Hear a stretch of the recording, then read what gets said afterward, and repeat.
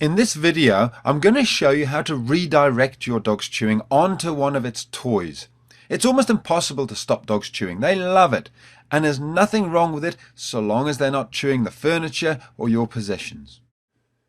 Redirecting is a three-step process. First of all, you need to find a toy which your dog is allowed to chew, such as a piece of wood or a raggy doll or something. Then you take your dog by the collar, move it away, and thirdly, you give it the toy that it is allowed to chew. So there's those three steps very quickly. We'll go through them again in detail. The key is that we're not actually stopping Kenai from chewing. We're just redirecting it.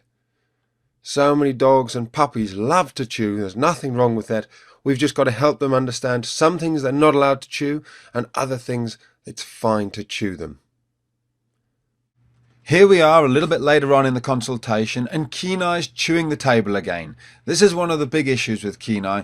He's been chewing the table for several months, so it's a habit that's going to take a few hours at least to break. All we do is move him away very quietly and calmly. We don't give him any attention by speaking to him, and we simply redirect him back onto his stick. And look how quickly he trots off with it this time.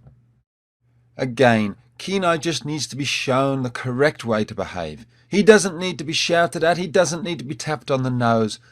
He just needs to be shown a kind and gentle way to behave correctly.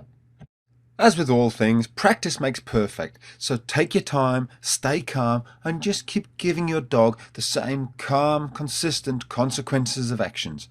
And your dog will get it in the end. If your dog insists on chewing the couch, after you've redirected them onto their little chew toy, then you can consider putting them into an isolation. You leave them there until they've stopped barking, and when they come out, they'll think twice about going back to chewing the couch. Make sure your dog knows which toys are its to chew by putting them into its pen or handing them and saying, "This is for Molly." Distraction is another word for the simple method that we've just gone through.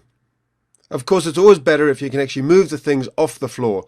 Here there's some wire meshing and a box of nails lying on the ground. Gemma's getting stuck into them.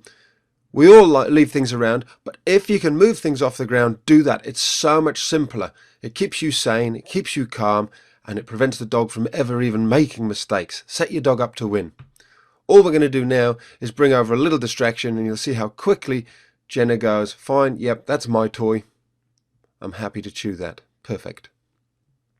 Of course, inside the site there's a whole load more videos about how to stop chewing and mouthing and biting and stealing things. But just remember, there's always those practical things such as not leaving things around on the floor. And the most important thing of all is establishing yourself as the pack leader.